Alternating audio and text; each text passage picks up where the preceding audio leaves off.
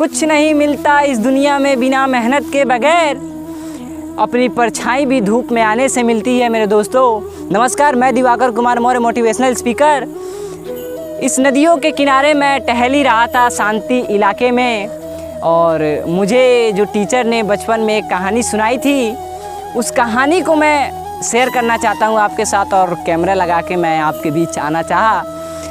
कहानी यूँ है कि एक गांव में एक मूर्तिकार रहता था और मूर्तियाँ बहुत सुंदर बनाया करता था, और मूर्ति का प्रदर्शन करने के लिए वो गांव से बाहर निकला कि चलते हैं थोड़ा गांव के बाहर और मूर्ति का प्रदर्शन करते हैं। तो वो जंगल की तरफ निकल गया। उसे पत्थर चाहिए था क्योंकि वो मूर्तिकार था। मूर्तिकार अपना प्रदर्शन पत्थर पे दिखाता है, और जैसे ही गांव के बाहर जंगल में गया तो एक उसे पत्थर दिखा। 100 मीटर की दूरी पे गया होगा और उसे पत्थर दिख गया दूर से ही।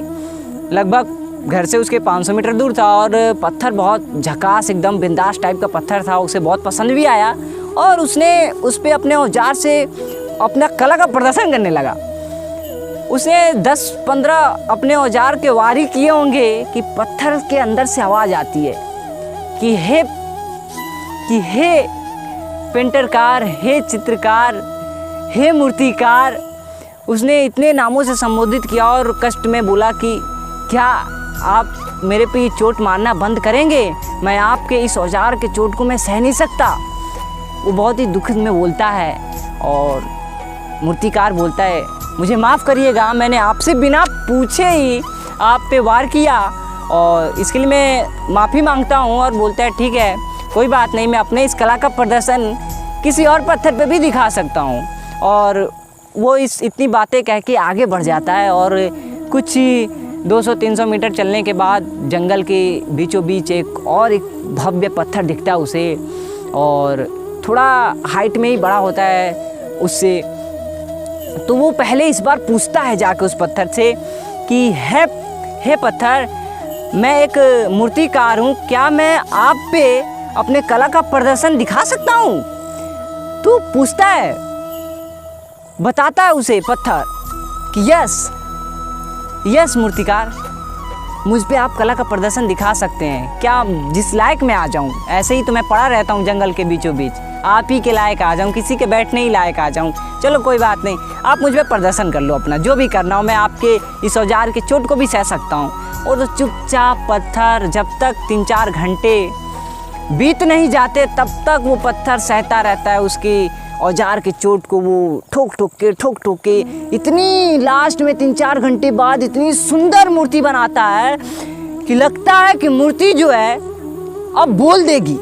इतना भव्य मूर्ति बना के तैयार करता है, और वो थक भी चुका होता है और वो खुश भी होता है कि मैंने इतनी अच्छी मूर्ति बनाई। उस समय कैमरा नहीं था उसके पास, नहीं तो वो शायद वो सेल्फी खींचता, जैसे इस समय मैं आपके सामने जो है वीडियो शूट कर रहा हूँ, ठीक है। तो वो आगे चलता है क्योंकि उसे प्यास भी लगी होती है और भूख भी लगी होती है। तो सोचता है कुछ दूर आगे गांव है, क्योंकि हलचल आती है।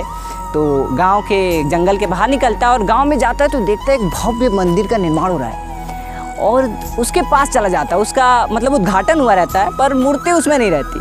वो सुनता है, पास जाता है तो सोचता है, यार क्या मतलब लोग बातें कर रहे हैं। तो देखता है कि लोग मूर्ति के बारे में बात कर रहे हैं, तो उनके बीच खड़ा हो जाता है, और खड़ा होने के बाद सुनता है अपने प्रधान की बातों को, उस गांव के बातों को। और मूर्तिकार बोलता है कि आई एम अ मूर्तिकार, मैं एक मूर्तिकार हूँ मेरे दोस्तों, और मैंने अभी एक मूर्ति को जो है बना के आया है। वो जंगल के बीच है। एड्रेस बताता है अपने उस गांव के प्रधान से, और प्रधान जाता है उस मूर्ति को ले आता है। उस स्थान पे पहुँच के उस भव्य मूर्ति को उठा लाता है और उस भव्य मंदिर में रख देता है, और उस मंदिर की शोभा बढ़ जाती है उस मूर्ति से। लोग भी प्रसन्न हो जाते हैं। चढ़ावा, नवरात्रि का मौसम चल रहा होता है उस वक्त, और चढ़ावा लोग चढ़ाने पहुंचते हैं। महिलाएं, स्त्रियां, बच्चे खुश होते हैं उस मूर्ति को देखने के लिए, और बहुत धन्यवाद करते हैं उस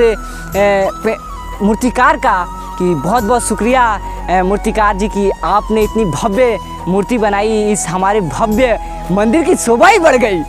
और उस इतने खुशी में धूमधाम से कहते हैं कि आप एक दिन रुकिए, और एक दिन रुकने में होता ही क्या है कि लोग चढ़ाते हैं चढ़ावा, और चढ़ावा चढ़ाते समय लोग नारियल चढ़ाते तो उसे फोड़ते हैं धर्म स्थल पे। तो महिलाएं कहती हैं कि प्रधान जी यहाँ पे एक और पत्थर होता है जिस पे हम लोग फोड़ते हैं अपना नारियल। तो वो बताता है मूर्तिकार कि एक और पत्थर हम जानते हैं एड्रेस में, वो मेरे गांव के 100 मीटर की दूरी पे है, आप उसे ले आ सकते हैं। तो पत्थर को एड्रेस से प्रधान वहाँ का जाता है उस गांव का और उठा लाता है उस पत्थर को और साइड में रख देता है, ठीक है।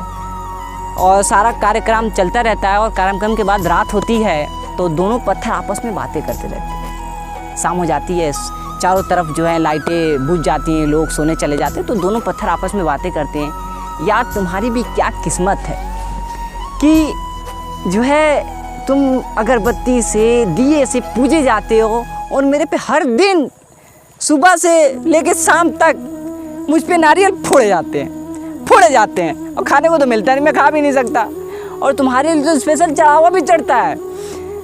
तुम एक बात बोलता है, कहता है याद है तुम्हें जब मूर्तिकार तुम्हारे पे प्रदर्शन दिखाने गया था तो तुम उसकी चोट को सह नहीं पाए थे, पर मूर्तिकार ने मुझसे पूछा कि हे पत्थर क्या मैं तुम पे अपने कला का प्रदर्शन दिखा सकता हूँ, तो मैंने खुशी पूर्वक उसके हर एक चोट को सहा। मेरे दोस्तों यही थी कहानी, और इस कहानी से आपने क्या सीखा? पर मैंने तो बहुत कुछ सीखा। इस कहानी से भी मैं आपको यही बताना चाहता हूँ कि यदि ज़िंदगी में सितारों की तरह चमकना है, नदियों की तरह चमकना है, तो आपको कड़ी मेहनत करनी होगी, हर चोट को सहना होगा। मेरे दोस्तों किसी दर्द को इतनी खामोशी से सहो कि सफलता भी शोर मचा दे। बहुत बहुत शुक्रिया आपका, बहुत बहुत धन्यवाद।